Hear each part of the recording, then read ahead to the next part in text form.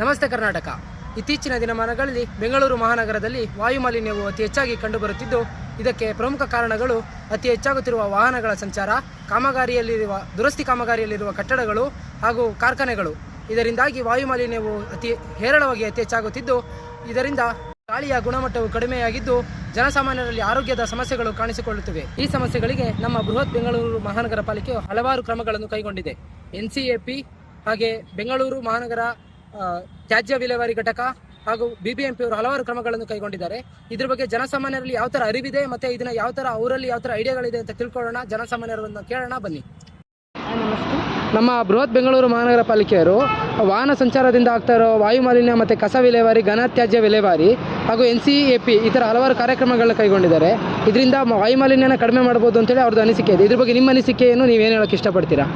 ನಮ್ಮ ಅನಿಸಿಕೆ ಏನಂದರೆ, ಈಗ ಪೊಲ್ಯೂಷನ್ ತುಂಬಾ ಆಗ್ತಿದೆ, ಅದರಿಂದ ಎಫೆಕ್ಟ್ಸ್ ಕೂಡ ತುಂಬಾ ಇದೆ. ಇದು ಪೊಲ್ಯೂಷನ್ ಕಮ್ಮಿ ಆಗಬೇಕು ಅಂದರೆ ವೆಹಿಕಲ್ಸಿಂದು ಗಾಡಿಗಳಿಂದು ಓಡಿಸೋದು ಸ್ವಲ್ಪ ಕಮ್ಮಿ ಮಾಡಬೇಕು ಅಂದ್ಕೊತೀನಿ. ಆಮೇಲೆ ಎಲೆಕ್ಟ್ರಿಕ್ ವೆಹಿಕಲ್ಗಳು ಬಂದಿದ್ದಾವೆ. ಈಗ ಅದನ್ನೇ ಫುಲ್ ಮಾಡ್ಕೊಳ್ತೀವಿ ಅಂತಂದ್ರೂ ನಮಗೆ ಅದರಿಂದ ಯೂಸ್ ಆಗುತ್ತೆ. ಎಲೆಕ್ಟ್ರಿಕ್ ವೆಹಿಕಲ್ ಬಂದಮೇಲೆ ನಮ್ಮ ನಾರ್ಮಲ್ ಪೆಟ್ರೋಲ್ ಡೀಸೆಲ್ ವೆಹಿಕಲ್ನ ಸ್ಟಾಪ್ ಮಾಡಿದ್ರೆ ಸ್ವಲ್ಪ ಯೂಸ್ ಆಗುತ್ತೆ ಅಂತ ನಾವು.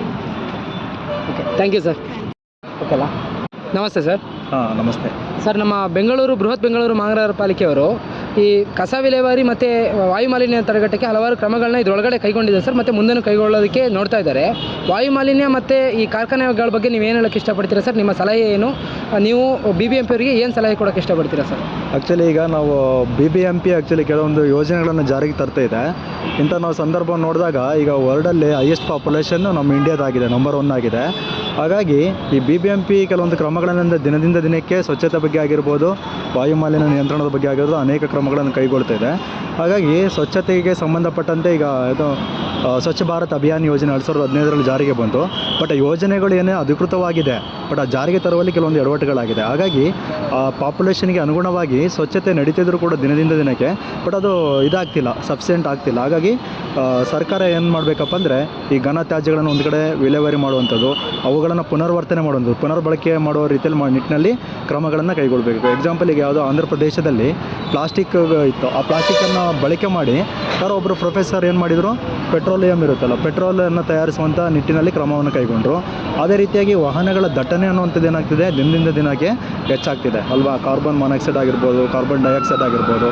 ಇದರಿಂದ ಸಾಮಾನ್ಯ ಜನಗಳ ಮೇಲೆ, ವ್ಯಕ್ತಿಗಳ ಮೇಲೆ ಅಥವಾ ಪ್ರಾಣಿ ಪಕ್ಷಿಗಳ ಮೇಲೂ ಕೂಡ ಅನೇಕ ರೀತಿಯಾದಂಥ ಒಂದು ಸಮಸ್ಯೆಗಳಾಗ್ತಾಯಿದೆ. ಹಾಗಾಗಿ ಇಂಥ ನಿಟ್ಟಿನಲ್ಲಿ ಆ ಕಸವನ್ನು ಯಾವ ರೀತಿಯಾಗಿ ವಿಲೇವಾರಿ ಮಾಡಬೇಕು ಅನ್ನೋಂಥದ್ದು ತುಂಬಾ ಇಂಪಾರ್ಟೆಂಟು. ಹಾಗಾಗಿ ಈ ವಾಹನ ದಟ್ಟಣೆಗಳನ್ನು ಏನು ಮಾಡಬೇಕು, ಕಡಿಮೆ ಮಾಡಬೇಕು. ಎಲೆಕ್ಟ್ರಾನಿಕ್ ವಾಹನಗಳನ್ನು ಬಳಕೆ ಮಾಡಬೇಕು. ಸೈಕ್ಲಿಂಗನ್ನು ಕೂಡ ಹೆಚ್ಚು ಸೈಕ್ಲಿಂಗ್ ಬಳಕೆ ಮಾಡುವಂಥದ್ದು ಕೂಡ ಹೆಚ್ಚಾಗಬೇಕು. ಮತ್ತು ವೆಹಿಕಲ್ಸ್ಗಳು ಈ ಕುಟುಂಬ ನಿಯಂತ್ರಣ ಕಾಯ್ದೆ ಯಾವ ರೀತಿ ಜಾರಿಗೆ ಬಂತಲ್ಲ, ಒಂದು ಮನೆಗೆ ಒಂದೇ ವೆಹಿಕಲ್ಸ್ ರೀತಿಯಲ್ಲಿ ಜಾರಿಗೆ ತರುವಂಥ ಒಂದು ನಿಟ್ಟಿಯನ್ನು ಕ್ರಮ ಕೈಗೊಳ್ಳಬೇಕು. ಜೊತೆಗೆ ಸರ್ಕಾರಿ ಶಾಲಾ ಕಾಲೇಜುಗಳಾಗಿರ್ಬೋದು ಅಥವಾ ಶಾಲೆಗಳಲ್ಲಾಗಿರ್ಬೋದು ಪ್ರತಿಯೊಬ್ಬ ವಿದ್ಯಾರ್ಥಿಗೂ ಕೂಡ ಈ ಸ್ವಚ್ಛತೆ ಮತ್ತು ವಾಯುಮಾಲಿನ್ಯದಿಂದ ಆಗುವಂಥ ಪರಿಣಾಮಗಳ ಬಗ್ಗೆ ಅವೇರ್ನೆಸ್ಸನ್ನು ಮೂಡಿಸಬೇಕು. ಅದು ಪಠ್ಯಕ್ರಮದಲ್ಲಿ ಬರಬೇಕು ಮತ್ತು ಅವರಿಗೆ ಪ್ರಾಕ್ಟಿಕಲ್ ಕೂಡ ಇರಬೇಕು.